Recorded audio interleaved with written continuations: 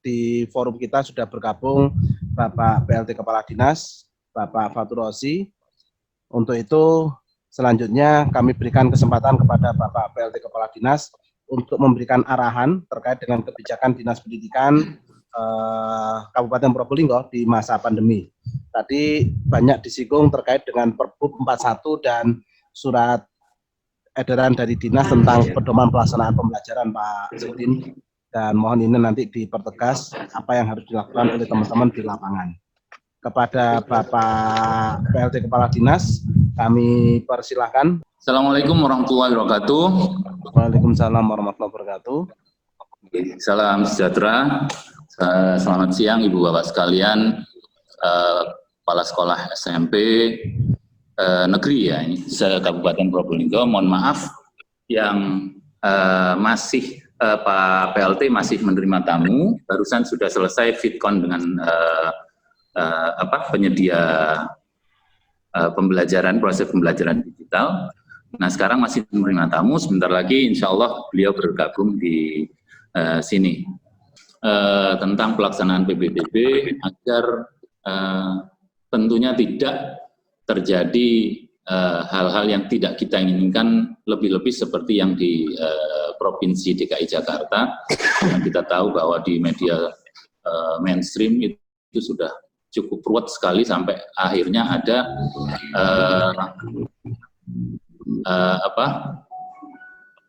ada sanggahan dari wali-wali murid, akhirnya berpotensi kepada penundaan daripada pelaksanaan PPDB itu. Lanjut, Mas. Lanjut.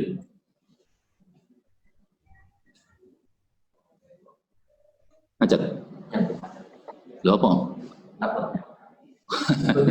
Oke, jadi seperti yang kita tahu, prinsip pelaksanaan PPDB yang pertama adalah non-diskriminatif, kemudian objektif, transparan, dan akuntabel, serta berkeadilan. Nah, itu yang harus kita pegang untuk pelaksanaan PPDB agar di pelaksanaannya akan berjalan dengan tertib dan lancar, Ibu sekalian. Lanjut, Mas. Tujuannya sesuai dengan jalur daripada PPDB itu sendiri. Ada jalur zonasi, ada afirmasi, kemudian ada perpindahan orang tua, perpindahan tugas, kemudian ada jalur prestasi. Untuk jalur zonasi, tujuannya adalah memberi kesempatan seluas-luasnya bagi penduduk usia sekolah agar memperoleh layanan pendidikan yang sebaik-baiknya. Jadi semangatnya Ibu Bapak sekalian, jalur zonasi itu adalah memberikan kesempatan seluas-luasnya bagi penduduk usia sekolah. Terutama kita ambil yang jarak terdekat dengan sekolah tersebut. Jadi kalau kita mencermati Undang-Undang Permendikbud nomor 44 itu adalah masalah jarak.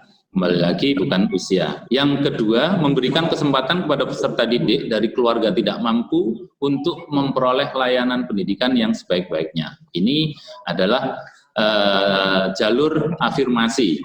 Jadi bisa peserta siswa yang mendaftar adalah di luar zonasi tersebut. Kemudian yang ketiga, memberi kesempatan pada anak, guru, dan tenaga kependidikan dan atau orang tua yang pindah tugas untuk memperoleh layanan pendidikan yang sebaik-baiknya. Ini yang jalur perpindahan orang tua. Kemudian yang terakhir adalah menjaring peserta didik baru berprestasi di bidang akademik dan non-akademik. Ini yang di jalur prestasi. Lanjut, Mas.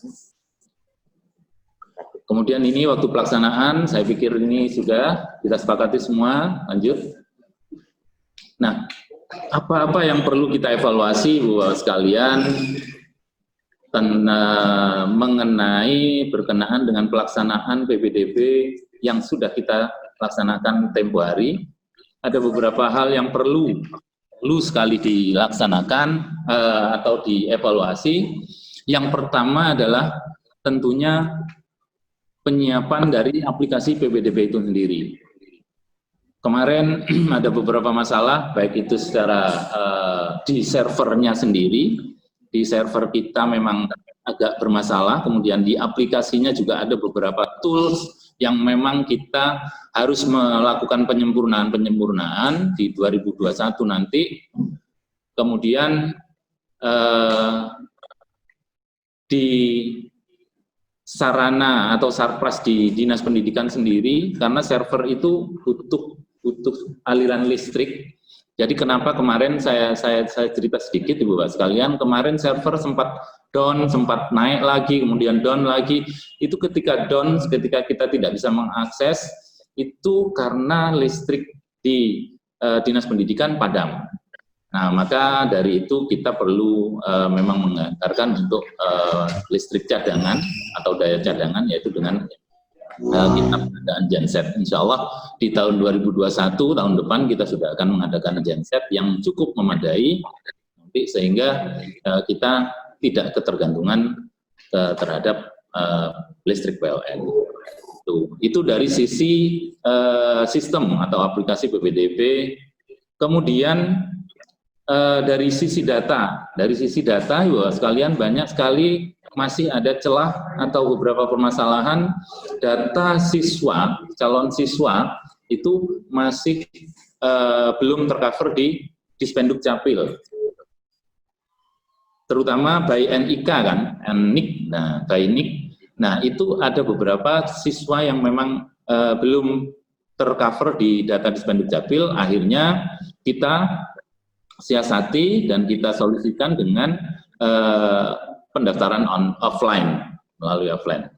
Jadi itu Ibu sekalian, jadi nanti sinergi dengan Dispenduk Capil kita akan tingkatkan lagi, terutama nanti database yang di Dispenduk Capil kita juga akan sebelum kita luncurkan, kita mulai pelaksanaan PPDB, kita akan cek dulu semuanya data-data yang ada di Dispenduk Capil sudah tercover semua atau belum.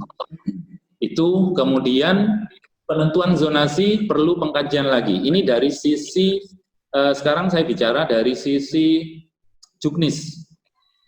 Banyak sekali celah-celah Juknis kita yang masih belum mengakomodir kebutuhan-kebutuhan yang diperlukan oleh masyarakat, kebutuhan-kebutuhan yang diperlukan oleh sekolah juga, dalam hal ini kepala sekolah atau dalam khususnya panitia PPDB yang ada di sekolah. Satu contoh diantaranya yaitu penentuan zonasi. Penentuan zonasi ini yang memang sedikit agak kemarin agak ada banyak permasalahan, terutama tentang irisan ya, tentang irisan, daerah irisan. Nanti mungkin akan dibetulkan sama Pak Dar ketika saya ada yang kurang betul Pak Dar ya. Penentuan zonasi perlu pengkajian lebih detail ya. Jadi seperti satu contoh kemarin ada di salah satu sekolah, itu di beberapa bukan salah satu, yang telepon ke kami, Pak ini zonasinya ikut di kami Pak, tapi ringnya, terutama di ring ya, penentuan ringnya itu ring bawah. Padahal ini ring bawah ini justru jaraknya itu lebih dekat dari sekolah kami. Nah, akhirnya kami membijaki, ketika itu kita sampai ada kepala desa dan perwakilan dari komite, kepala desa di salah satu desa yang diluru oleh warganya juga karena tidak bisa masuk anak-anaknya di sekolah terdekat. Jadi tapi alhamdulillah kita sudah inisiasi dan alhamdulillah sudah ada jalan tengahnya, kita sudah bisa solusi tentang hal itu. Jadi itu penentuan zonasi, kemudian penentuan ring terutama itu yang perlu kita kaji lebih detail lagi. Kemudian penentuan pagu. Penentuan pagu perlu penyesuaian kondisi saat itu dan berdasarkan jarak tempuh. Jelas, yang pertama, yang kedua ini berdasarkan jarak tempuh, jarak yang terdekat itu yang menjadi ring 1, kemudian ring 2, dan seterusnya. Itu dari jarak tempuh. Kemudian dari kondisi saat itu, maksud kami adalah itu jumlah penduduk pada saat itu itu yang harus kita kaji Bapak sekalian. Kemudian laju pertumbuhan jumlah penduduk atau laju pertumbuhan penduduk itu yang sangat perlu kita kaji sebelum kita luncurkan juknis dan sebelum kita bikin perbub tentang pengaturan zonasi. Karena apa? Jumlah penduduk yang ada di sekitar sekolah itu tiap tahun juga harus kita kaji pertambahannya bagaimana. Kalau memang sangat-sangat signifikan sekali, maka kita wajib memberikan kebijakan adalah penambahan ruang kelas baru. Nah, itu yang menjadi dasar nantinya kita mengusulkan kepada Ibu Bupati untuk menambah ruang kelas baru agar masyarakat di sekitar sekolah tersebut bisa tertampung dan bisa bersekolah di terdekat. Itu Ibu Bapak sekalian. Kemudian sisi selanjutnya yaitu masih di juknis perlu dijelaskan tentang penentuan ranking pada jalur prestasi akademik. Kemarin memang ada yang lepas, terutama di bidang prestasi di akademik, nilai rapor dan sebagainya, tapi alhamdulillah sudah bisa disiasati nanti, dan memang itu memang tidak dijelaskan di juknis, Ibu sekalian. Yang kita jelaskan, yang kami jelaskan itu adalah di prestasi lomba, ya, lomba baik itu akademis maupun non akademis. Kalau nilai rapor itu memang kita belum membuat. Kemudian ada lagi Ibu Bapak sekalian yang faktor non akademis, yaitu yang berprestasi di bidang kemanusiaan. Ya sudah, kita lanjut. Itu hasil rekap kami Pak. Nanti itu yang berdasarkan online, biar nanti kita share ya paparan kita. Nah, dari sisi pelaporan satuan pendidikan, jadi setiap sekolah itu wajib melaporkan pelaksanaan PPDB yang kemarin sudah dilaksanakan di sekolah-sekolah mengenai meliputi satu, yang pertama adalah jumlah siswa baru yang diterima. Jadi yang online sudah sampai sekarang, yang offline baru beberapa lembaga yang sudah laporan ke kami, ada beberapa yang belum. Kami tunggu secepatnya sebelum minggu ini sudah harus masuk, sudah harus kita rekap Ibu sekalian. Jadi yang offline ya. Kemudian jumlah siswa baru setelah melakukan daftar ulang, itu yang juga kita minta laporannya. Semua itu nanti 2 laporan tersebut, baik yang online maupun yang offline, baik yang diterima maupun yang sudah mendaftar ulang atau yang gugur dan sekalian. Karena apa? Jumlah siswa yang baru diterima itu belum tentu sama dengan jumlah siswa yang sudah melakukan daftar ulang. Ada beberapa yang diterima tapi tidak mendaftarkan ulang. Itu semua tertuang dalam berita acara pelaksanaan PPDB yang ditandatangani oleh Ketua Panitia PPDB dan diketahui oleh Kepala Sekolah. Itu saya pikir Ibu Bapak sekalian yang dapat saya sampaikan. Untuk selanjutnya mungkin monggo kalau memang ada tanya jawab dulu atau sesi langsung dilanjutkan oleh Pak PLT karena beliau sudah siap di ruangan ini. Monggo saya kembalikan ke Pak Moderator, kurang lebihnya mohon maaf. Assalamualaikum warahmatullahi wabarakatuh. Waalaikumsalam warahmatullahi wabarakatuh. Terima kasih Pak Kabid. Selanjutnya kami persilakan kepada Pak PLT Kepala Dinas untuk memberikan paparan terkait dengan kebijakan Dinas Pendidikan di awal tahun pelajaran ini, khususnya di masa pandemi ini. Tadi banyak pertanyaan-pertanyaan yang berputar pada Perbu 41, Pak, Peraturan Bupati Nomor 41, sekali termasuk juga Surat Edaran Dinas Pendidikan tentang Pedoman Pelaksanaan Pembelajaran Nomor 4780. Kali ini lebih dipertegas lagi. Kami persilakan kepada Pak PLT. Bismillahirrahmanirrahim. Assalamualaikum warahmatullahi wabarakatuh. Waalaikumsalam. Waalaikumsalam warahmatullahi wabarakatuh. Ibu Bapak sekalian, para kepala sekolah SMP negeri,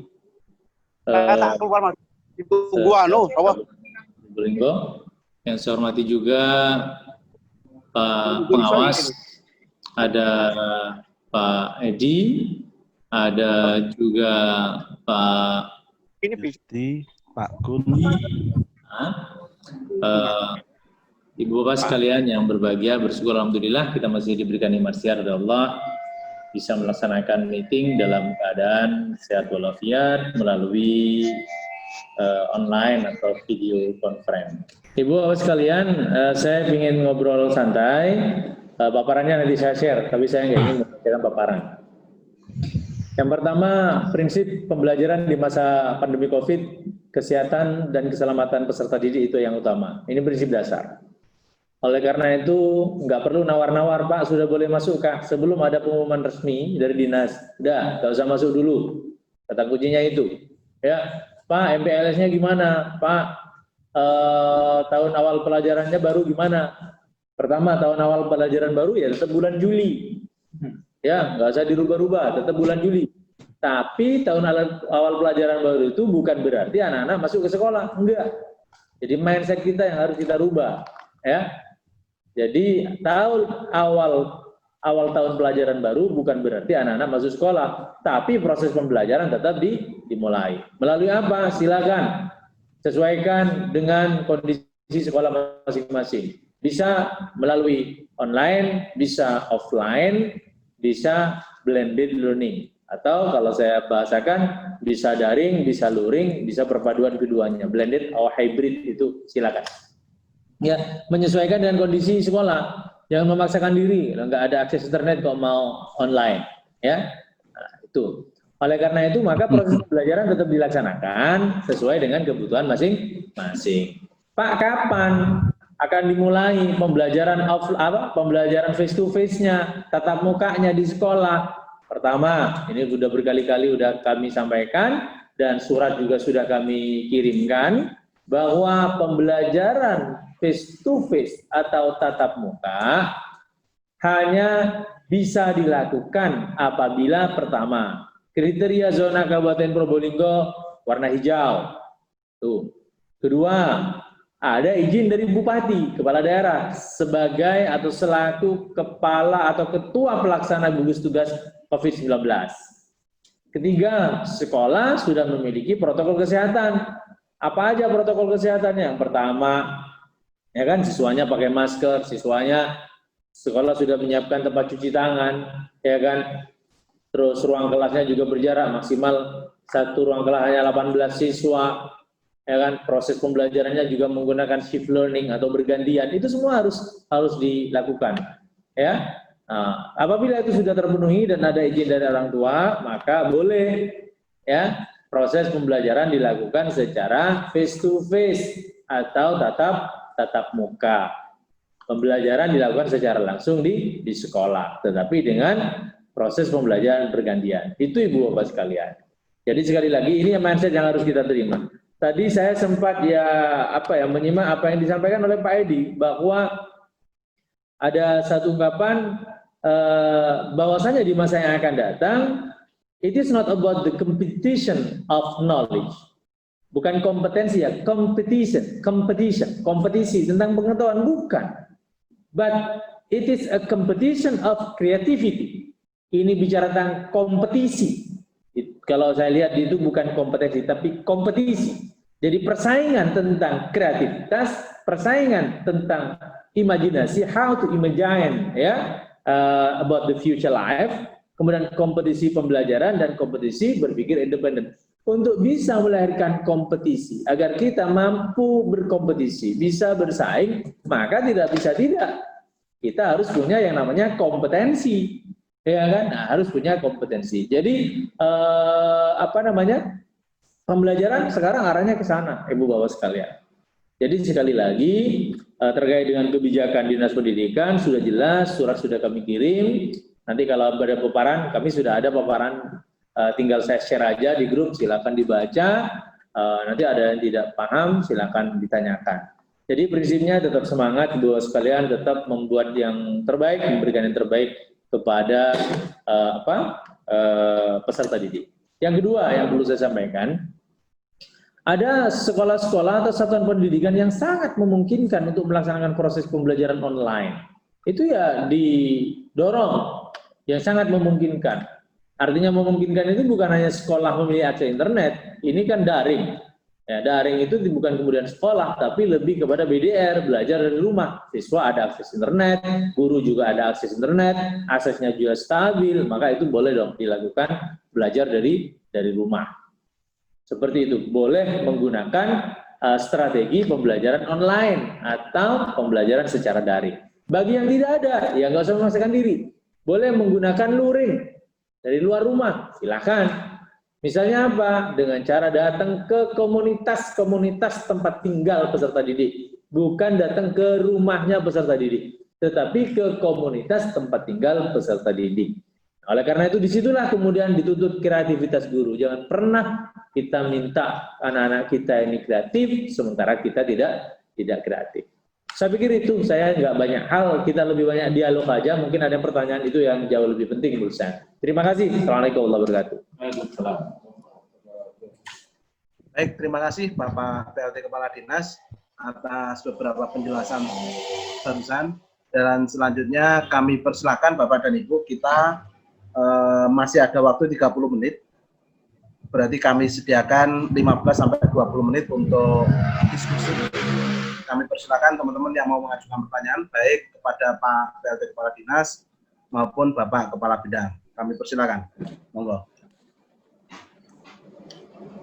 Ya, bisa langsung raise hand.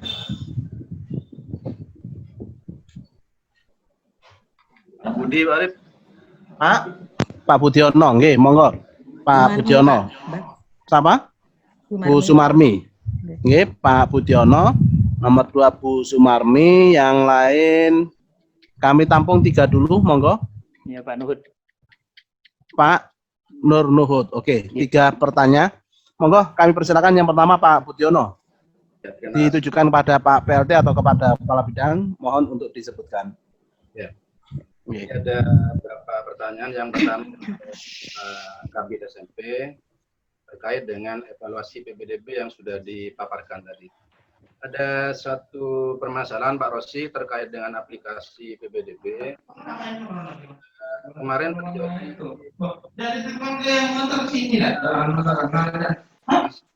Halo Pak Didit, semua Pak Didit. Yang lain di mute ya. Yang lain minta tolong di mute ya. Suaranya masuk. Ya, terima kasih. Saya lanjutkan Pak Kabid SMP. Jadi terkait dengan aplikasi PPDB, bisa dengar Pak Arif ya? Siap, lanjut.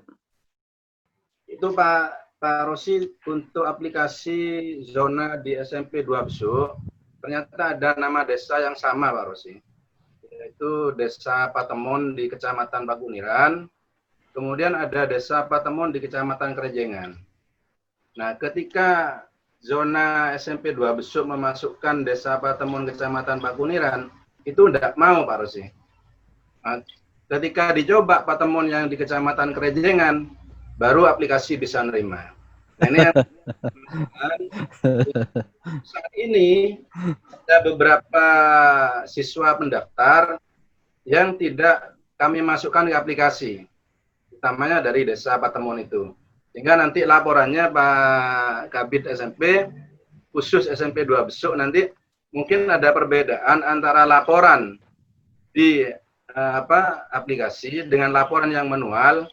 Itu terjadi perbedaan karena ada siswa yang dari Desa Patemon, Kecamatan Baguniran, itu tidak kami masukkan di aplikasi. Itu yang pertama.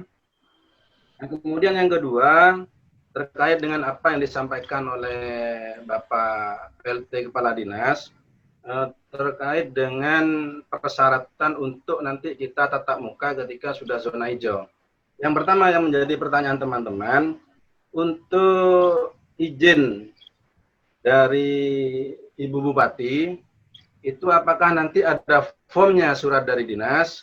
Itu yang pertama. Kemudian yang kedua, izin dari orang tua, Pak Gadis, apakah izin orang tua itu seluruh orang tua kelas 7, kelas 8, kelas 9, ataukah hanya izin orang tua perwakilan saja? Misalnya diwakili oleh komite sekolah. Nah, saya pikir dua itu dulu Pak. Nanti bisa ditambah dari teman-teman. Terima kasih. Assalamualaikum warahmatullahi wabarakatuh. Waalaikumsalam warahmatullahi wabarakatuh. Terima kasih Pak Budi. Selanjutnya kami persilakan untuk Bu Sumarmi.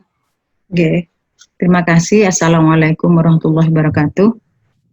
Waalaikumsalam warahmatullahi wabarakatuh. Menyimak tadi yang disampaikan oleh Bapak Pengawas, Bapak Wahyudi, juga tadi berkait juga dengan Pak Edi dan Pak Kabit tadi mengenai pelaksanaan pembelajaran yang pada masa pandemi ini. Begini, setelah kami mempelajari Peraturan Bupati Nomor 41, kemudian pada pasal 8 ayat 6 itu disampaikan bahwa bisa melaksanakan satuan pendidikan,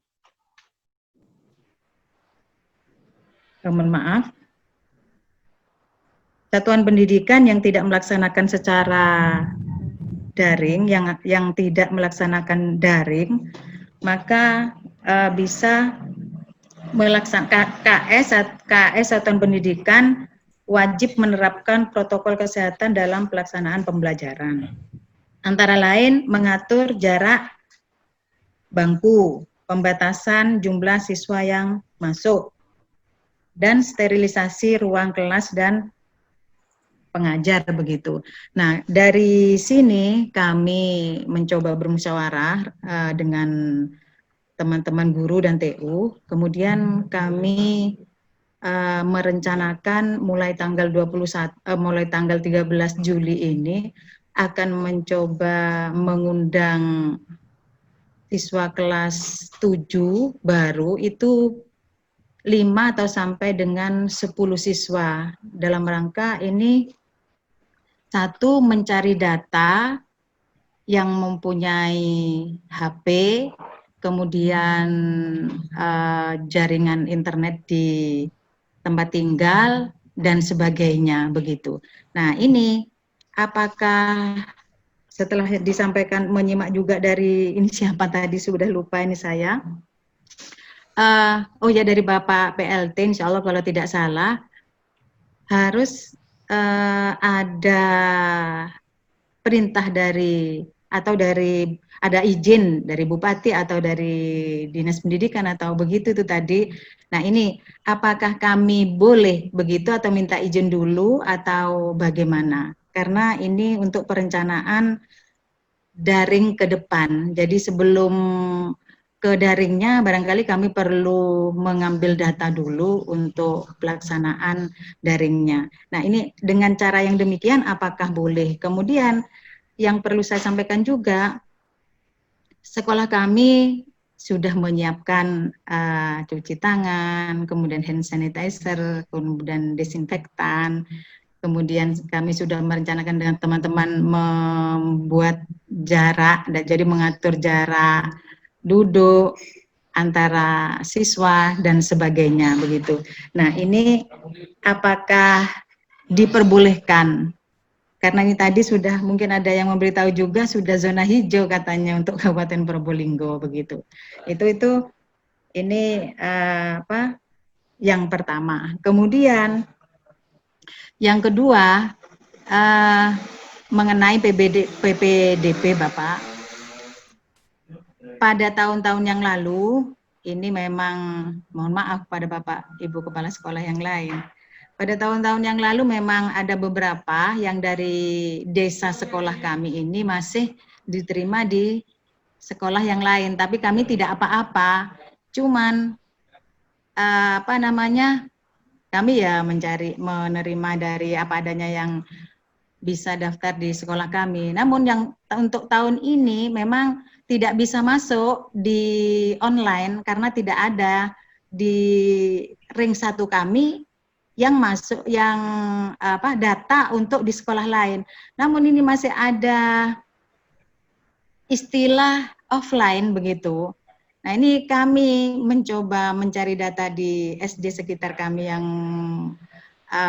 yang tinggalnya itu di desa kami. Saya sampaikan saja. Desa Liprak Kidul. Jadi yang tinggal di Desa Liprak Kidul itu masih banyak yang tidak datang ke kami pada saat pendaftaran online. Ya sebenarnya tidak online juga. anak-anak mendaftar offline, cuma kami OPS kami yang mendaftarkan Saya secara langsung to the point, Bu Marmi. Oke. Nah, Langsung to ini the point. apakah masih ada peluang bagi sekolah lain untuk mengambil dari siswa kami yang tinggalnya di desa sekolah kami, begitu. Karena masih ada istilah offline begitu. Kami ya bukan khawatir sih ya. Ada yang dari desa kami itu masih diterima di tempat lain dengan offline-nya begitu. Ya mungkin itu saja Pak Arif, 2 ya. Jadi yang pertama itu. Oke, terima kasih. Ya, Assalamualaikum warahmatullahi wabarakatuh. Kesempatan mengumpulkan wali murid atau siswa. Kemudian yang kedua terkait dengan PPDB ya. Oke, monggo. Selanjutnya Pak Nur Luhut, kami persilahkan. To the point, Terima Pak kasih. Nur. Terima kasih Pak Arif. Yang perlu saya tanyakan, yang pertama ke PLT Kepala Dinas, ke Bapak Rosi. Insya Allah kalau berkaitan dengan kesiapan isian dari checklist, dari lampiran surat dinas dari PLT Kepala Dinas terakhir kemarin, kami sudah siap untuk gelar kesiapan untuk memenuhi itu semua. Karena memang masih ada syarat di atasnya, yaitu zona hijau untuk Kabupaten Probolinggo dan juga izin bupati. Kami sami'na wa ata'na, jadi kami tidak bertanya itu. Cuma mungkin perlu pencerahan lebih lanjut bagaimana kami harus mempersiapkan dan sampai hal-hal lebih teknis lainnya. Itu yang pertama. Terus yang kedua, baik juga ke Bapak PLT Kepala Dinas maupun juga ke Bapak Kabid, ini kami berkaitan dengan P2DB Bapak. Yang pertama, bahwa esensi penetapan zonasi itu memang dalam rangka akses pemerataan akses maksud saya, dan juga pemerataan kualitas pendidikan. Kami ketika bahwa zonasi juga menjadi aplikasi dalam penentuan P2DB, kami sudah punya data basis data output, jadi output di zona kami 5 tahun ke depan. Jadi lulusan SD yang juga sudah masuk di zonasi. Kami SMP 1 Maron. Yang memang berbasis kewilayahan dan juga berbasis pertumbuhan penduduk. Kami juga sudah punya data itu. Dan ini rata-rata 5 tahun ke depan, Bapak, itu tidak kurang dari 450-an yang akan keluar dari zonasi kami. Itu masih belum dari output dari teman-teman MI, Lembaga Madrasah Ibtidaiyah. Jadi kami ketika punya asumsi dan juga punya prediksi atau estimasi bahwa 50% saja seandainya masuk ke sekolah kami, seiring mungkin ada peningkatan kinerja yang lebih baik seumpamanya, mestinya 50% itu juga akan masuk kepada sekolah kami. Paling tidak seperti itu. Nah ini saya mohon mungkin sebagai evaluasi juga dalam rangka penyusunan kewilayahan zonasi ini juga dari awal sudah ada ketegasan. Jadi mana yang harus irisan yang memang harus ikut ke SMP sebelah, SMP yang terdekat, seumpamanya ini memang harus kita evaluasi betul. Jadi tidak hanya sekedar mungkin tarik-menarik antar kepala sekolah untuk bisa memprediksi bahwa sekolah. Jadi kami sudah punya data itu Bapak Ibu sekalian, Bapak PLT dan juga Bapak Kabid.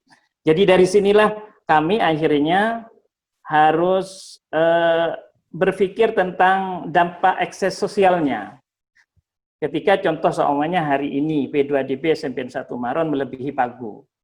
Nah, ternyata ketika aplikasi memberikan pengumuman bahwa yang tidak diterima itu sudah berwarna merah, kami mencoba untuk menghubungi wali murid dengan nomor kontak yang sudah tersedia pada waktu P2DB.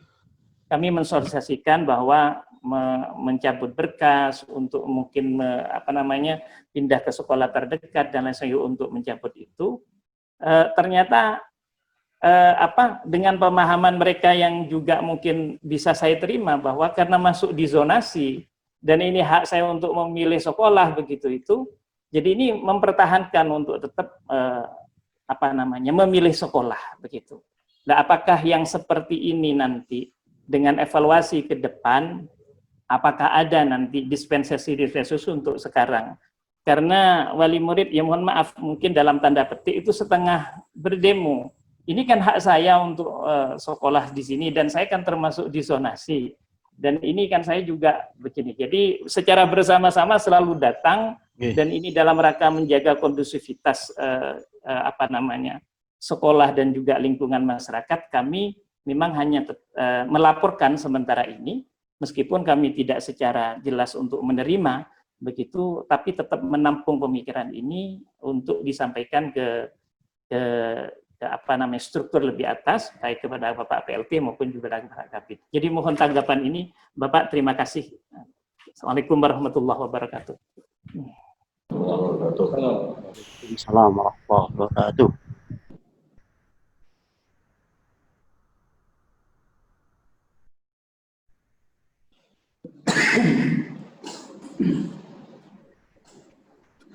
Baik, langsung saya jawab saja ya. Ya, monggo Pak Sekdin. Biar lebih mudah, lebih nyaman gitu ya. Pertama, saya ingin memulai dari PBDB. Nanti detailnya bisa Pak Kabid. PBDB ini apa sih semangatnya? Tidak berkompetisi. Semangat dari PBDB adalah memastikan anak usia sekolah harus sekolah. Itu filosofinya. Ya. Memastikan anak usia sekolah. Jangan sampai ada anak usia sekolah tidak sekolah. Jadi filosofinya itu, PBDB itu hanya cara proses penerimaannya. Ya.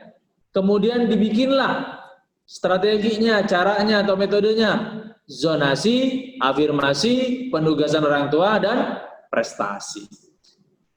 Itu dimaksudkan agar terjadi yang pertama, ada pemerataan mutu pendidikan. Tidak ada lagi sekolah favorit, karena semuanya favorit. Tidak ada sekolah yang tidak favorit. Kenapa? Karena semuanya favorit. Kalau ternyata masyarakat menilai dan memilih seperti yang disampaikan oleh Kepala Sekolah SMP Negeri 1 Maron, memilih yang menurut mereka lebih favorit, tantangan bagi sekolah yang zonasinya beririsan untuk menjadikan sekolahnya favorit. Itu satu tantangan. Mewujudkan menjadikan sekolah menjadi favorit itu tidak harus ditunjukkan dengan prestasi akademik, tidak. Bisa dengan prestasi non-akademik. Tapi yang tak kalah penting adalah bagaimana kepala sekolah dan guru melakukan koordinasi, komunikasi, plus silaturahim dengan warga masyarakat sekitar. Ini yang paling penting. Ya, kalau sudah dibangun komunikasi, koordinasi, silaturahim ke tokoh-tokoh agama atau tokoh-tokoh masyarakat di sekitar sekolah, akan ada trust, akan ada kepercayaan dari masyarakat kepada sekolah, ibu bapak sekalian. Sehingga tidak lagi ada anak usia sekolah tidak sekolah. Prinsip zonasi itu sebenarnya semangatnya. Jadi SMP 1 Maron misalnya favorit, SMP 2-nya favorit, SMP 3-nya favorit. Sehingga kemudian masyarakat ya sudah memilih sesuai dengan zonasinya misalnya. Apabila SMP 1 dan SMP 3 itu satu zonasi, ada satu desa yang beririsan, maka orang tua boleh memilih dong, mau ke SMP 3, mau ke 1, oke, sesuai dengan zonasinya. Tapi tentu orang tua itu pasti memilih karena yakin sekolah itu adalah terbaik buat anaknya. Untuk meyakinkan itu bagaimana sekolah, kepala sekolah dan guru menunjukkan ikhtiar-ikhtiarnya atau dalam bahasanya Pak Pengawas tadi, ya kreativitasnya. Ya, itu. Kemudian juga zonasi itu dimaksudkan agar ada keterlibatan orang tua. Dengan zonasi maka kemudian orang tua itu mudah memantau anaknya. Ya, kalau anaknya bolos, anaknya ngeliput, bukan hanya orang tua, masyarakat itu tahu ini jadi anak sopo iki sing bolos wae sekolah gitu kan. Tapi kalau sekolahnya jauh, nggak tahu anaknya siapa. Sehingga keterlibatan dan kepedulian masyarakat menjadi belum tumbuh. Tetapi kalau zonasi karena dekat masyarakat tahu itu anaknya siapa, itu di antara semangat yang diusung agar kemudian ada keterlibatan masyarakat. Ya, nah, bukan hanya terkait dengan pemantauan atau monitoring terhadap proses pembelajaran, tetapi juga ada keberpihakan, ada rasa memiliki orang tua terhadap sekolah. Ini untuk yang PBDB. Sehingga kemudian kondusif, ya kondusif. Tidak ada sekolah yang kekurangan siswa, apalagi merasa calon siswanya diambil sekolah lain. Itu nggak ada perasaan seperti itu. Ini calon siswa saya, loh calon diurung, ya. Ini calon siswa saya, ini kok diambil gitu kan? Apalagi dengan cara offline katanya Bu Suparmi tadi, ya kan? Gimana ini Pak? Itu tidak akan terjadi. Ketika kemudian kita bersama-sama menunjukkan dan menyampaikan kepada masyarakat bahwa sekolah kita ini adalah sekolah yang favorit. Mau ke SMP 1, SMP 3 sama, nggak ada bedanya, sama-sama favorit. Dilihat dari kompetensi gurunya sama, dilihat disiplin gurunya sama, kreativitasnya oke. Ya, perlengkapan, ketersediaan infrastruktur sama. Ya, akhirnya selesai kan. Nah, itu. Oleh karena itu ini tantangan bagi para kepala sekolah mewujudkan sekolahnya itu menjadi favorit. Ya, ini satu tantangan. Sehingga akan menjadi kondusif. Ya, akan menjadi kondusif seperti harapannya Kepala SMP 1 Maron. Yang kedua, ada pertanyaannya Bu Marmi. Ya, bolehkah sekolah menghadirkan siswa kelas 7 di awal tahun pelajaran? Wah, kan? Ini kan terkait pembentukan kelas dan lain-lain. Dan ini dilakukan secara bertahap mengikuti protokol kesehatan. Saya perlu ulang sekali lagi, ya, bahwa prinsip kebijakan pendidikan di masa pandemi COVID, kesehatan dan keselamatan. Dan itu harus keep in your mind, harus pegang teguh itu, ya. Jadi kesehatan dan keselamatan. Kita nggak tahu kan. Kalau kemudian kita ini akan menjadi carrier, akan menjadi pembawa virus bagi orang lain, enggak tahu kita. Jangan-jangan saya di sini dekat dengan kasih kurikulum SMP dengan Pak Kabir, saya membawa virus. Bisa jadi, kita nggak tahu, karena virusnya tak tampak. Oleh karena itu maka proses pembelajaran selama pandemi itu dilakukan dengan 3 cara, 3 strategi. Ya, online. Bagi yang ada sarana prasarananya, bagi ada yang akses internet. Kalau nggak ada, nggak usah memaksakan diri. Masih misal mau diidentifikasi satu-satu, ini ada nggak akses? Nggak perlu. Ya, kalau yang nggak ada, nggak usah dilakukan. Cara yang kedua, offline. Nah, bisa offline. Gimana caranya? Proses pembelajaran itu bisa dilakukan dengan cara manual. Guru bisa datang ke Sekali lagi, guru bisa datang ke lokasi atau tempat tinggal peserta didik dalam satu komunitas, bukan pribadi-pribadi. Jadi komunitas tempat tinggal peserta didik. Kalau bicara komunitas berarti dalam satu area, dalam satu komunitas, pasti anak-anak di situ lebih dari 1, lebih dari 5, iya kan? Dan tentunya juga kelasnya beda-beda. Tidak mungkin kelas 7 semua. Ada yang kelas 7, 8, 9. Ini tantangan bagi guru bagaimana kemudian membuat semacam summary, ya, summary terkait dengan kompetensi dasar yang hendak dicapai pada masing-masing jenjang itu. Ini tantangan. Silakan lakukan pembelajaran di sana dengan tetap menggunakan protokol kesehatan. Tidak perlu pakai seragam, nggak perlu bersepatu, tapi pastikan mandi terlebih dahulu. Dan ini yang harus dilakukan. Jadi komunitas, misalnya di mana? Oh, di kantor desa, ya, atau di surau 5 orang, nggak apa-apa. Tapi tidak dilakukan secara masif, tetap dengan protokol kesehatan. Protokol kesehatannya apa? Bisa pakai masker, cuci tangan. Ya, cuci tangan. Ya, sikat gigi sebelumnya, jangan lupa. Iya kan? Kalau lu pakai face shield, gitu ya. Dengan cara seperti itu proses pembelajaran tetap dilaksanakan. Itu luring namanya, offline, ya, di luar jaringan, ya. Nah, tapi tidak di sekolah juga. Kalau kemudian sekolahnya itu ada akses internet online, oke, offline juga oke, silakan dilakukan dengan hybrid atau blended learning istilahnya. Secara teoritis dalam dunia pendidikan dikenal dengan blended learning. Jadi memadukan antara yang online dan offline. Sampai di situ selesai. Selama masa pandemi, ya itu sudah. Nggak ada opsi lain, nggak ada. Saya pastikan. Selama masa pandemi. Siap. Nanti apabila, nah ini terusannya, apabila Kabupaten Probolinggo ini sudah berwarna hijau, kriteria zonanya, ada izin dari Ibu Bupati, sekolah memiliki kesiapan protokol kesehatan, ada izin dari orang tua, silahkan dilaksanakan pembelajaran tatap muka di sekolah. Namanya face to face learning dengan sistem shift learning. Ya? Bisa di mute yang lain?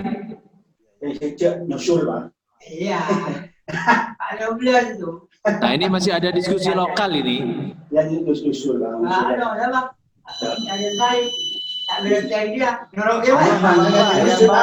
lokal lanjut dulu. Kalau sudah selesai saya lanjutkan. Oke, Pak Didik sambil di-unmute semua, Pak Didik. Oke, monggo dilanjut Pak Sekdit. Ya. Nah. Jadi Ibu Bapak sekalian, tidak ada pilihan lain selama masa pandemi, 3 itu.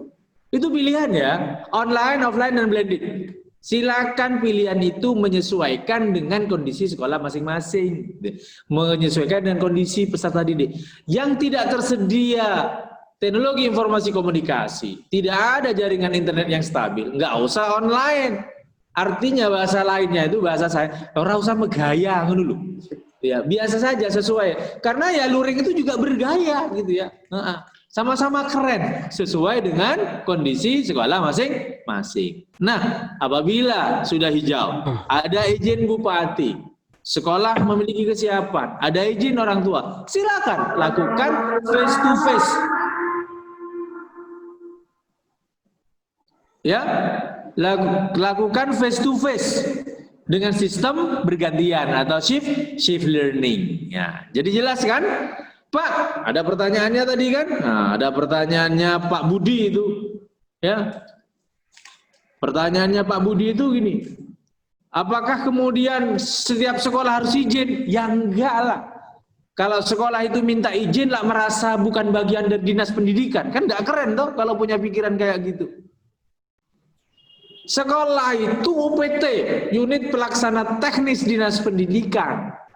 Karenanya kemudian nanti apabila sudah hijau, yang mengajukan dan memohon izin itu adalah dinas pendidikan. Sekolah tinggal menunggu informasi saja. Ya, itu. Tapi sekalipun sudah ada izin, sudah zona hijau, tapi sekolah nggak memiliki kesiapan untuk melaksanakan protokol kesehatan, maka sekolah itu tidak bisa melaksanakan face to face. Ya. Oleh karena itu, Ibu Bapak sekalian, tidak bisa misalnya kecamatan A sudah bisa melaksanakan karena hijau, kecamatan B oh ini masih kuning atau enggak begitu cara berpikirnya. Itu hitungan hijau itu kabupaten, daerah. Ya. Jadi Pak Budi, nanti yang mengajukan permohonan izin itu adalah dinas pendidikan. Sekolah nggak perlu nanti menunggu informasi dari dinas. Bagaimana kemudian terkait dengan izin dari orang tua? Lah, izin orang tua itu nggak boleh diwakili. Kan nggak bisa misalnya orang tua saya diwakili orang lain, nggak bisa. Nanti ada istri saya diwakili oleh orang lain, kan nggak keren itu. Ya kan? Ya orang tuanya sendiri bikin. Kenapa harus begitu? Karena kalau seandainya tidak ada izin dan ternyata di kemudian hari terjadi hal-hal yang tidak kita inginkan, siapa yang mau bertanggung jawab? Sekolah tidak bisa kemudian sudah ada izin, mana izinnya? Orang tua nuntut. Ya kan?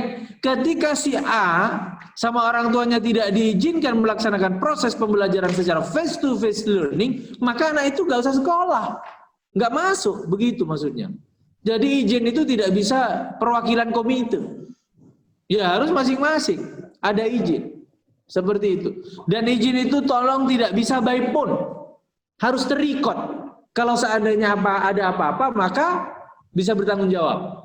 Kemarin ada kasus Ibu Bapak sekalian, Ibu Bupati nge-share di grup. Ya, ada satu santri di Pondok Pesantren Gontor 2 di Ponorogo itu terkonfirmasi positif. Padahal Pondok Pesantren Modern Gontor itu sudah begitu ketat membuat aturan protokol kesehatan.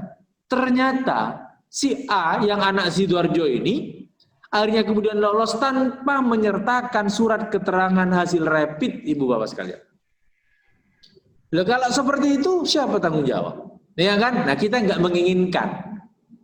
Kenapa? Karena proses penularan COVID-19 itu ditularkan melalui kontak fisik yang pertama. Siapa yang menjamin setiap anak itu tidak melakukan kontak fisik? Nggak ada. Apalagi lama nggak ketemu. Pasti kangen-kangenan, ya kan? Jangankan siswa, antar guru juga bisa begitu. Ya? Nah, oleh karena itu maka kemudian ya itu harus kita siapkan, dibuatkan konsepnya, izin orang tua, tinggal orang tua nanti tanda tangan. Siapkan aja formatnya oleh sekolah, diizinkan atas nama siapa gitu. Nanti yang nge-print sekolah sendiri bisa orang tua sendiri. Sehingga itu akan memudahkan kita.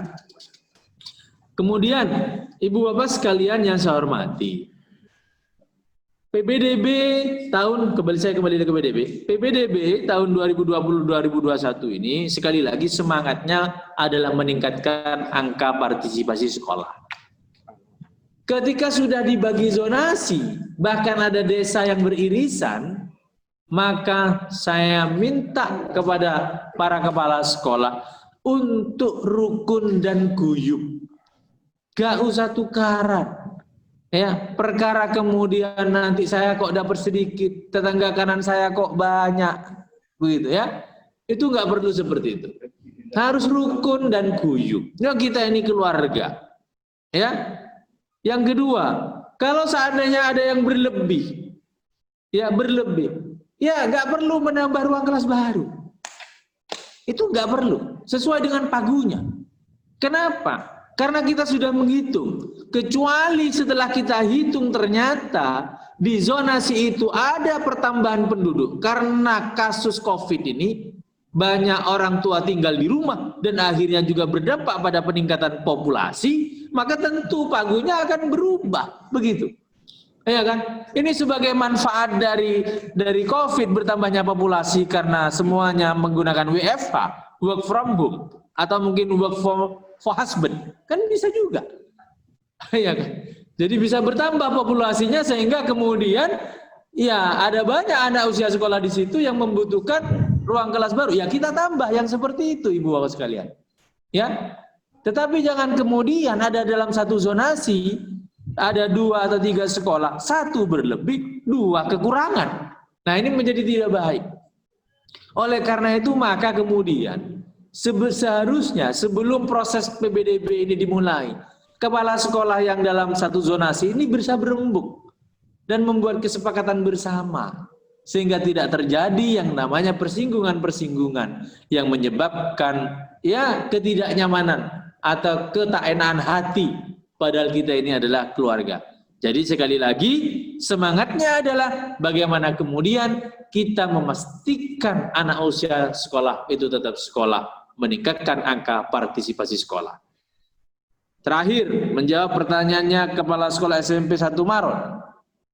Manakala memang ternyata di satu daerah, satu kecamatan, satu desa itu tingkat populasinya, karena jumlah siswa itu kan tidak stabil, jumlah anak itu nggak pasti begitu.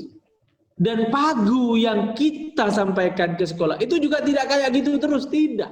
Akan tentu kita evaluasi jumlah siswa yang lulus itu berapa. Ya bukan hanya SD, MI juga akan kita cek di satu desa, kemudian desa yang beririsan, sehingga kemudian itu menjadi dasar bagi kami untuk menentukan pagu pada masing-masing satuan pendidikan. Sehingga harapannya ada kondusivitas, ada kenyamanan masyarakat mendapatkan layanan pendidikan. Tapi sekali lagi yang terpenting, Di atas semua itu adalah bagaimana kepala sekolah sering-sering melakukan silaturahim dengan tokoh agama dan tokoh masyarakat. Jangan pernah menuntut siswanya banyak karena kepercayaan masyarakat menurun ketika ibu bapak jarang melakukan koordinasi dan silaturahim dengan tokoh masyarakat. Masyarakatnya tidak kenal, ya wajar kalau kemudian menjadi ini. Oleh karena itu sekali lagi mari kita bareng-bareng Bapak sekalian.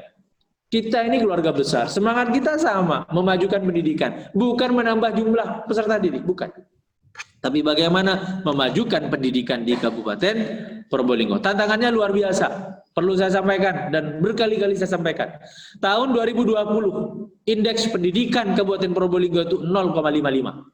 Kalau kemarin 0,54, sekarang 0,55. Itu indeks pendidikan. Artinya bahwa indeks pendidikan Kabupaten Probolinggo masih sangat rendah. Karena di bawah 0,6 itu masih kriterianya rendah, Ibu Bapak sekalian.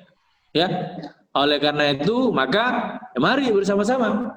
Rata-rata lama sekolah kita Kabupaten Probolinggo itu masih 5,37. 5,37 mari kelas 6. Ini PR kita bersama. Bagaimana kita mendorong ya anak-anak kita betul-betul sekolah mendapatkan layanan pendidikan. Dan apabila ditemukan di daerah di sekitar sekolah ibu bapak sekalian ada anak di atas usia sekolah, SMP itu 13 maksimal 15, 16 ditoleransi, kan begitu tuh kemarin. Apabila melebihi itu ternyata ada anak itu masih belum sekolah, maka dorong untuk mengikuti bisa paket B ya atau proses yang lainnya. Dan apabila nanti di tengah perjalanan masih ada anak yang belum sekolah karena belum mendaftar, karena nggak tahu proses PPDB misalnya, di tengah perjalanan itu ada yang mau mendaftar dan sekolah ibu bapak sekalian masih belum sampai pada pagu, ya diterima. Ya jangan kaku-kakuan, wah sudah selesai, nggak apa-apa, nggak begitu. Semangatnya, filosofinya adalah meningkatkan angka partisipasi sekolah, memastikan anak usia sekolah tetap sekolah. Itu Bapak ya. Jelas ya? Clear ya? Oke, saya berharap itu menjadi jawaban yang jelas. Mungkin nanti ditambahkan oleh Pak Kabid terkait dengan PPD. Silakan. Monggo. Terima kasih Pak PLT. Menambahkan sedikit dari apa yang disampaikan oleh Pak PLT, terutama buat Pak Budi. Ketiga penanya itu tadi, Pak Budi, kemudian Bu Sumarmi dan Pak Nurruhut. Memang kita akui Pak, makanya di paparan kami tadi ada beberapa evaluasi yang perlu kita lakukan ke depan pelaksanaan PPDB tahun-tahun berikutnya. Yang pertama tentang piranti kita, piranti lunaknya, sarana prasarananya kita, ya akhirnya yang menimbulkan permasalahan memang ada beberapa nama desa yang sama, seperti Bantaran itu ada Besuk juga, ada desa Besuk di situ, kemudian ada Besuk kecamatan di sini. Ya. Itu mungkin yang akan kita cermati nanti.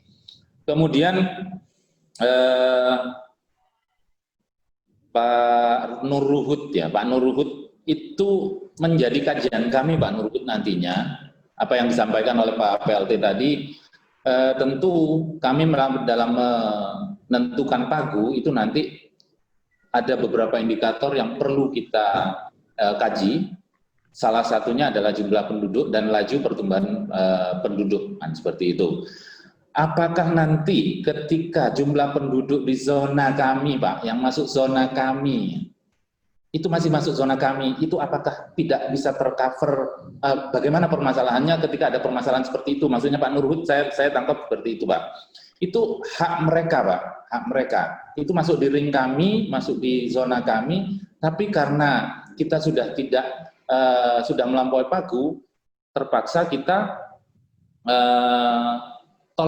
kita tolakkan seperti itu. Oke lah, kalau memang hanya melebihi 9 anak atau berapa anak yang memang masih bisa digabung ke tiap rombel, umpamanya ya, yang pertamanya itu awalnya itu rombelnya 32, satu rombel maksimal, mungkin kita tambah menjadi 34, karena memang seperti itu desakan dari masyarakat, karena memang ketika kita tidak memilih di sekolah itu Pak PLT ya juga ketika tidak bisa masyarakat tidak memilih di sekolah itu, maka akan jauh aksesnya dan kemungkinan anak tersebut dan orang tua tersebut tidak menyekolahkan anak itu. Nah, itu mungkin. Cuman Pak Nurhud, perlu kami sampaikan Ibu Bapak sekalian juga, pagu, penentuan zonasi, penentuan ring itu juga tidak stagnan seperti yang tahun ini.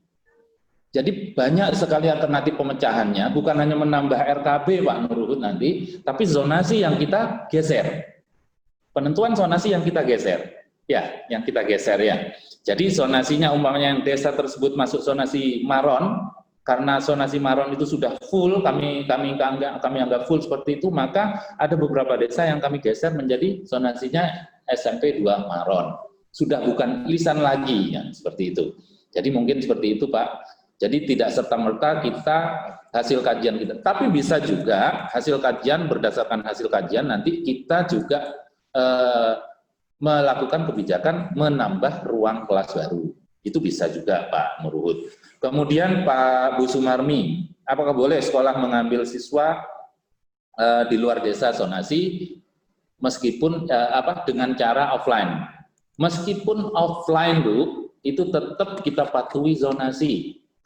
Ya, itu kita patuhi. Karena apa? Prinsip dasar kita adalah mendekatkan sekolah terhadap akses dari rumah dari anak tersebut, dari siswa. Itu Bu yang jadi prinsip dasar. Jadi meskipun offline itu tetap mematuhi zonasi. Itu saya pikir Pak PLT.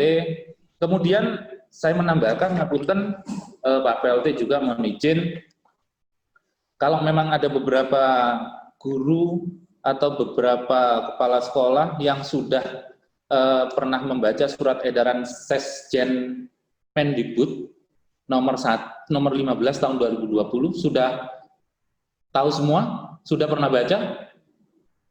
Nggak bisa jawab. Nggih. Kalau ya lupa Pak. Mudah-mudahan ada yang pernah baca dan mudah-mudahan semua pernah baca. Di situ jelas, kalau saya baca di situ jelas Ibu Bapak sekalian, di surat edaran nomor 15 tahun 2020 yang dikeluarkan oleh Sekretaris Jenderal itu mengenai pedoman penyelenggaraan belajar dari rumah. Jadi baik itu teknik secara daring, secara luring maupun dari blended, itu ada semua di situ dan sampai kepada usai dari pra pembelajaran, saat pembelajaran, kemudian usai pembelajaran itu harus ngapain, asesmennya juga harus ngapain, itu insya Allah coba dipelajari Ibu Bapak sekalian. Surat edaran itu adalah penjelasan, kalau saya pikir itu penjelasan dari surat edaran yang dikeluarkan oleh Mendikbud, surat edaran nomor 4 itu tahun 2020, itu penjelasannya ada di surat edaran nomor 15 tahun 2020. Itu mungkin dari sisi pembelajaran di masa COVID. Itu mungkin yang dapat saya sampaikan. Selanjutnya, monggo Pak Arif masih ada waktu. Silakan, saya kembalikan ke moderator. Belum, disini. Baik, terima kasih Bapak. Ya silakan Pak Arif. Oke. Ada satu lagi tambahan Pak Kabid Bina SMP terkait dengan PPDB Bapak. Halo, suara saya bisa didengar? Ya. Bisa. Oke. Baik, saya lanjutkan. Terkait dengan PPDB, yang jelas apa yang disampaikan Bapak PLT Kepala Dinas tadi sudah sangat jelas sekali. Kita tidak boleh untuk mengambil langkah sendiri, menunggu instruksi dari dinas. Namun terus terang terkait dengan siswa baru, kami kehilangan data alamat. Dalam artian begini, kami kalau harus mendatangi desa-desa sekecamatan ini mungkin butuh beberapa untuk bisa menginformasi kegiatan yang ada di sekolah. Sementara di aplikasi yang dibuat kemarin, ini alamat pun di hasil dari data calon siswa, ini tidak memungkinkan untuk didatangi karena berupa daerah-daerah yang tidak spesifik. Oleh karenanya yang pertama masukkan usulan untuk yang akan datang barangkali bisa mencantumkan nomor kontak orang tua, sehingga kami bisa mengkomunikasikan ada kegiatan apa, kapan, dan seterusnya. Apalagi di masa pandemi seperti sekarang ini. Ya. Terus terang untuk kami yang ada di kelas 8 dan kelas 9 sudah terbentuk grup kelas.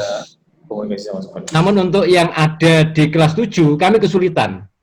Sementara penjelasan dari Bapak Faturosi tadi, Pak PLT, ini tidak diizinkan untuk menghadirkan siswa ataupun orang tua dalam jumlah banyak. Atau sebelum menghadirkan kami mengkomunikasikan pun untuk menghubungi kemana, kepada siapa. Nah ini terus terang kesulitan Pak. Anak-anak pun juga bertanya tanggal 13 ini masuk atau tidak. Untuk yang kelas 7 dan 8, yang kelas 8 dan kelas 9 bisa saya selesaikan melalui nomor kontak yang sudah full di sekolah. Cuman yang baru ini kami kesulitan betul Pak. Barangkali kalau diizinkan Bapak untuk tanggal 13 yang datang, ya, tanggal 13 ini besok yang datang untuk kami fasilitasi, minimal kami mendapatkan data awal seperti yang disampaikan Bu Sumarmi tadi. Minimal data nomor kontak. Kalaupun tidak ada, barangkali tetangganya siapa yang dekat, sehingga kami bisa menghubungi kalaupun ada hal-hal yang perlu kami komunikasikan terkait dengan proses pembelajaran ke depan. Itu barangkali Bapak yang ada di dinas. Terima kasih. Assalamualaikum warahmatullahi wabarakatuh. Assalamualaikum warahmatullahi wabarakatuh. Jadi Pak Ari, sekali lagi saya tegaskan menunggu informasi dari dinas. Saya nggak bisa kebayang, ini Bupati semakin kenceng, apalagi kemarin ada tambahan 3 kasus positif baru. Apakah bisa memastikan kalau kemudian sekolah melaksanakan pertemuan itu aman? Nggak bisa kan dipastikan. Oleh karena itu maka tolong untuk tidak melakukan kegiatan apapun sebelum ada informasi resmi dari dinas. Silahkan informasi itu disampaikan melalui websitenya dinas atau websitenya sekolah atau media sosialnya sekolah. Misalnya bagi peserta didik baru yang sudah diterima di SMP Negeri 1 Besuk, tetap untuk belajar di rumah hingga nanti ada pengumuman lebih lanjut bagi peserta didik untuk kembali ke sekolah. Misalnya seperti itu. Ya kan? Kenapa? Karena untuk kontak person satu-satu kan masih belum ada. Sehingga informasi itu tetap melalui media sosial kan. Seandainya mengundang mereka pun juga melalui media sosial kan. Sama. Maka informasinya pun juga melalui media sosial. Gunakan itu. Karena kita nggak kepingin. Ibu Bupati kita ini termasuk orang yang cukup kenceng Pak. Terkait dengan ini. Bahkan beliau jangan melakukan sesuatu tanpa mengukur resikonya. Jadi berkali-kali begitu. Dan mohon maaf, jadi di grup COVID gitu, kebetulan saya ada di dalamnya, beliau berkali-kali seperti itu. Ketika Pondok Pesantren Gontor 2, ada 1 orang terkonfirmasi, sudah langsung tadi malam rapat khusus untuk pembentukan pesantren tangguh. Jadi kita ini kenceng banget Pak. Oleh karena itu saya nggak kepingin sekolah kemudian menjadi kelas terbaru. Ya, yang rindu, yang kangen, yang ingin kembali ke sekolah. Bukan hanya ibu bapak, ya, murid-murid juga kangen. Bahkan juga orang tua rindu anaknya kembali sekolah karena sudah ada ngatasi dengan anak-anaknya. Banyak yang seperti itu, ya kan? Nah, oleh karena itu mari kita tetap bertahan, ya. Selagi belum ada regulasi, sebelum ada informasi lebih lanjut dari dinas, please deh, katanya Pak Tutu. Ya, bahasanya Pak Tutu itu ada dehnya biasanya. Ya, tetap belajarnya di rumah, informasi gunakan melalui media sosial sekolah. Sampaikan ya melalui media sosial sekolah. Ya, itu. Karena dengan cara seperti itu insya Allah kita akan aman, Pak. Dan seandainya dan di protokol kesehatan saya sudah menyampaikan bahwa kalau seandainya face to face sudah bisa dilaksanakan, maka setiap peserta didik wajib menggunakan face shield, penutup muka itu. Bukan hanya cuci tangan, bukan hanya menggunakan masker, bukan hanya tersedia hand sanitizer, bukan sekedar penyemprotan setelah dan sebelum proses pembelajaran, tapi juga siswa dan guru, tenaga kependidikan juga menggunakan penutup wajah dari mika itu, face shield, ya kan? Nah, oleh karena itu maka kemudian mari kita ikuti. Jadi jangan sampai kemudian kita dikalahkan oleh keinginan sementara kita tanpa mengukur resikonya. Kita nggak tahu siapa yang ada di dekat kita. Saya masih ingat betul waktu itu Ibu Bupati menyampaikan di ruang pertemuan Tengger. Di sebelah kanannya Pak Wabub, di sebelah kirinya ini Pak Sekda. Katanya beliau, mohon maaf Pak Wabub dan Pak Sek, saya ini nggak tahu apakah kita ini betul-betul steril. Saya harus menjaga diri. Bisa jadi Pak Wabub dan Pak Sekda adalah musuh saya. Nah, untuk sama-sama mengamankan diri. Beliau begitu. Ya, oleh karena itu mari kita sebagai orang-orang yang concern dalam dunia pendidikan menjadi contoh teladan. Orang yang seharusnya memberikan sosialisasi dan edukasi kepada masyarakat bagaimana protokol kesehatan itu kita terapkan. Saya pikir itu Pak Ari. Saya berharap Probolinggo segera hijau. Kalau Kabupaten Probolinggo sudah hijau, kami kebetulan di gugus COVID, tahu perkembangan. Kalau sudah hijau, bertahan beberapa waktu, maka kemudian segera kami buat nota dinas ke Ibu Bupati untuk melaksanakan proses pembelajaran. Manakala sudah diizinkan, segera kami kirim surat kepada seluruh satuan pendidikan yang ada di Kabupaten Probolinggo. Oleh karena itu, maka prinsipnya menunggu dulu Ibu Bapak sekalian. Kami juga kepingin anak-anak bisa kembali sekolah seperti sedia kala. Cuman kita menghadapi musuh yang tak kelihatan. Ya, musuh yang tak tampak oleh mata, sehingga kita sama-sama terus menjaga diri dengan tetap prinsip kebijakannya adalah kesehatan dan keselamatan yang utama. Saya pikir itu. Terima kasih.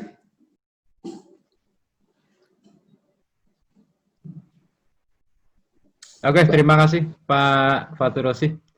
Bapak dan Ibu, cukup barangkali untuk kegiatan pada siang hari ini. Insya Allah terkait dengan rencana pembelajaran tahun ajaran baru, terkait dengan masuknya aktivitas siswa di sekolah, kita menunggu informasi lebih lanjut pendidikan. Sementara kegiatan pembelajaran tetap diawali pada 13 Juli 2020. Itu barangkali kesimpulan akhir. Jadi kita kenceng untuk tetap melaksanakan protokol COVID tadi. Pak Widi ada sesuatu? Hari, saya Pak Ari. Monggo Pak. Monggo. Masih ada waktu 15 menit. Assalamualaikum warahmatullahi wabarakatuh. Waalaikumsalam warahmatullahi wabarakatuh. Gunawan suaranya ya. Yang terhormat Bapak Kepala Dinas, masuk juga Bapak Kepala Bidang Kabupaten Probolinggo, Bapak Ibu Kepala Sekolah SMA Negeri Kabupaten Probolinggo. Alhamdulillah hari ini kita bisa bersilaturahmi dalam keadaan yang sehat melalui virtual. Bapak Kepala Dinas, ini ada unek-unek ini ya.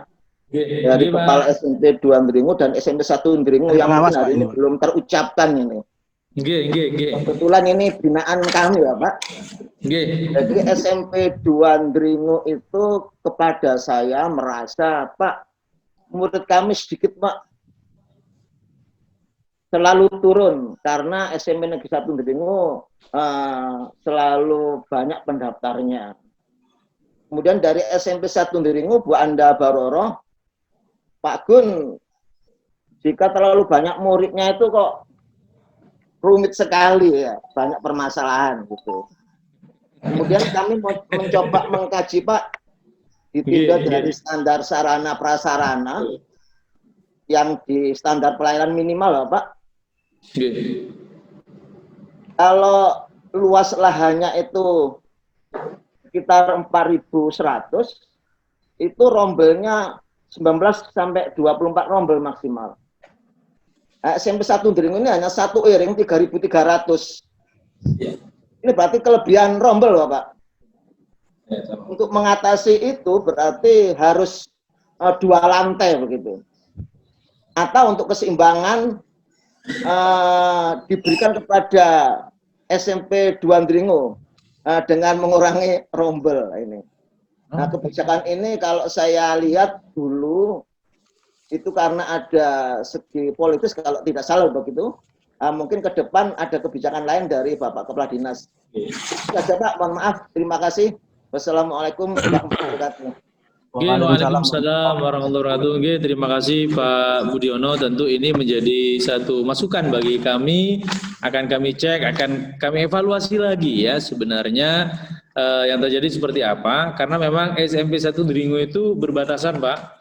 Ya, SMP 1 Dringu itu berbatasan dengan kota. Karena juga ada banyak anak dari kota juga daftar ya. Kemarin juga ada dari kota daftar ke SMP 1 Dringu. Walaupun juga banyak yang dari kabupaten daftar ke kota, itu juga banyak karena kita ada MOU dengan kota. Tapi apapun itu tentu kita ke depan terus akan melakukan evaluasi. Kita akan memberikan yang terbaik buat sekolah-sekolah. Kita ingin memastikan bahwa semua sekolah di Kabupaten Probolinggo ini mampu memberikan pelayanan terbaik kepada masyarakat. Saya pikir itu Pak Gunawan Budiono. Terima kasih. Saya akhiri, wassalamualaikum warahmatullahi wabarakatuh. Waalaikumsalam warahmatullahi wabarakatuh. Baik, Bapak dan Ibu, durasi kita tinggal 5 menit. Barangkali Seperti yang saya sampaikan tadi. cukup untuk pertemuan kita hari ini. Pak. Oke. Ya, kenapa Pak Edi? Oke. Assalamualaikum warahmatullahi wabarakatuh. Waalaikumsalam. Oke, monggo Pak Edi. Yang saya hormati Bapak Kepala Dinas, Bapak Kabid, dan semua. 1 menit ya Pak Edi ya.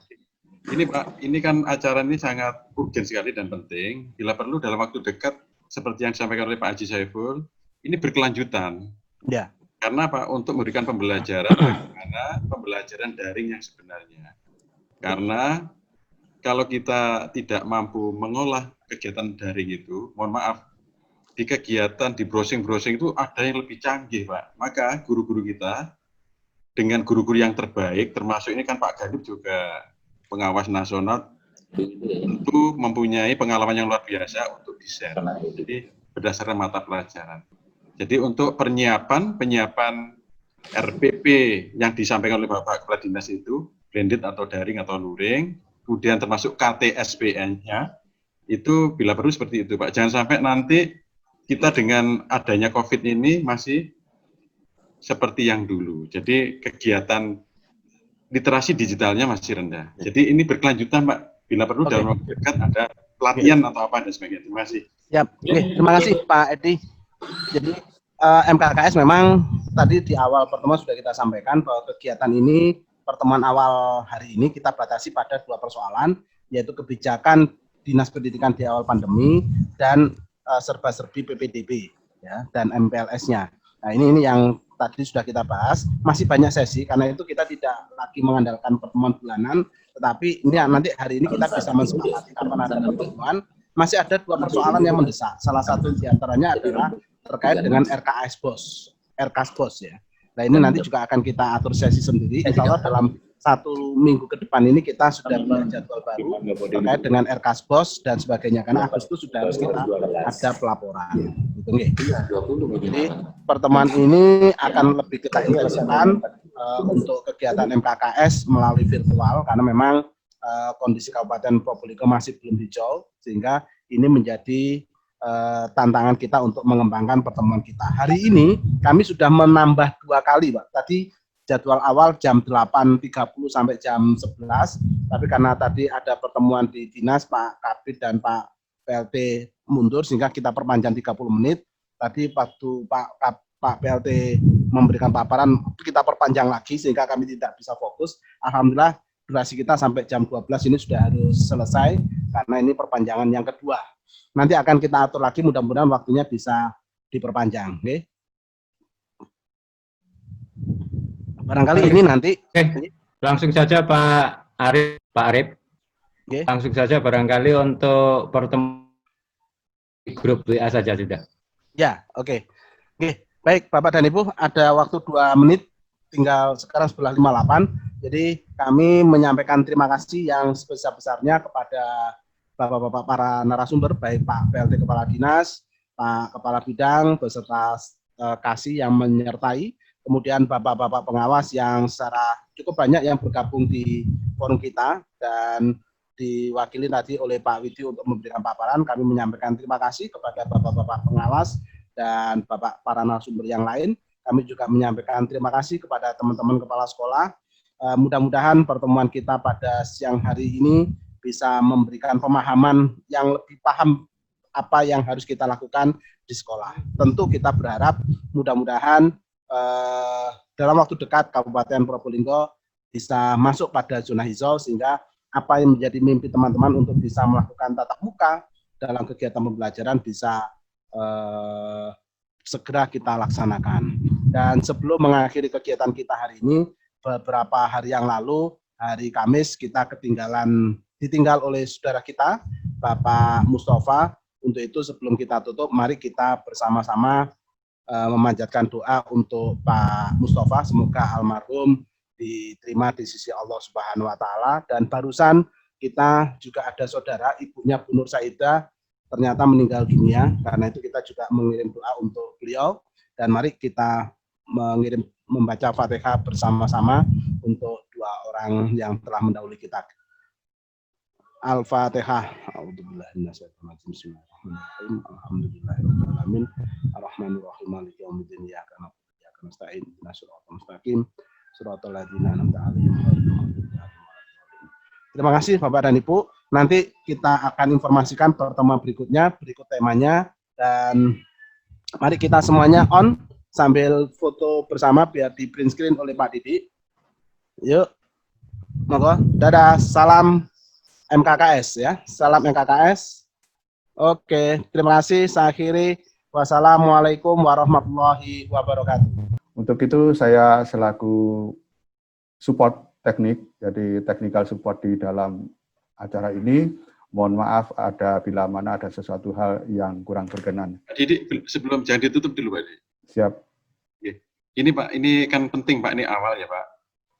Teman-teman guru mata pelajaran itu kan sering ikut webinar. Nah itu kita undang bagaimana pembelajaran daring. Sehingga dalam waktu dekat, teman-teman itu punya konsep RPP yang benar-benar bisa terimplementasikan untuk kegiatan untuk kegiatan daring itu, termasuk ya luring. Jadi lembar kerja peserta didik dan lain-lain. Nah, kami mohon itu difasilitasi oleh MKKS Pak. Apalagi ini ya lumayan kita dengan model daring ini semua pengawas bisa hadir. Kepala dinas hadir dan kepala sekolah juga hadir dalam keadaan santai dan sebagainya. Ini enak sekali, komunikatif sekali. Maka ini yang amat darurat agar teman-teman seperti KTSP-nya itu ya harus ada warna pandemi, bukan pandeminya, bukan COVID-nya dimasukkan, tapi proses pembelajarannya dalam era pandemi yang disampaikan oleh Bapak Kepala Dinas itu. Ini Pak Didik atau Pak Hari atau Pak Arif dijadwal sehingga teman-teman itu iya, teman-teman itu banyak sudah ikut webinar semua mata pelajaran. Terima kasih Pak. Oke, terima kasih Bapak. Terima kasih Bapak Edi Santoso yang sudah memberikan saran. Untuk ini kami dengan sangat senang apabila memang MKKS mendugasi kami. Jadi untuk kegiatan selanjutnya, yang jelas ini wadah MKKS difasilitasi dengan fasilitas premium seperti ini, jadi bukan 45 menit. Terima kasih Pak Edi sarannya. Mungkin Pak Hari bisa memberikan masukan. Oke, bisa dibicarakan intern nanti Pak di dalam. Oke. Siap. Oke, barangkali cukup dari saya. Pak Arif, ada sesuatu yang lain? Kalau tidak ada, barangkali bisa diakhiri untuk keseluruhan Pak Didi. Siap. Pak Arif, unmute dulu Pak Arif. Oke, ya terima kasih. Jadi ini nanti akan kita agendakan di dalam, ada beberapa materi terkait dengan KTSP, kemudian MPLS ini juga perlu, kemudian RKSBOS ini ke depan juga perlu kita fasilitasi, nanti akan kita pola di grup pengurus, nanti kita diskusikan kapan, kemudian siapa narasumber, nanti mohon untuk akan kita sampaikan kepada teman-teman. Ya, kita mohon dukungan teman-teman pengawas terkait dengan beberapa materi yang akan kita luncurkan di depan. Oke. Cukup barangkali? Oke, cukup. Bisa live. Terima kasih semuanya. Terima kasih. Assalamualaikum warahmatullahi wabarakatuh. Kami N dari pusat 1, 2, 3.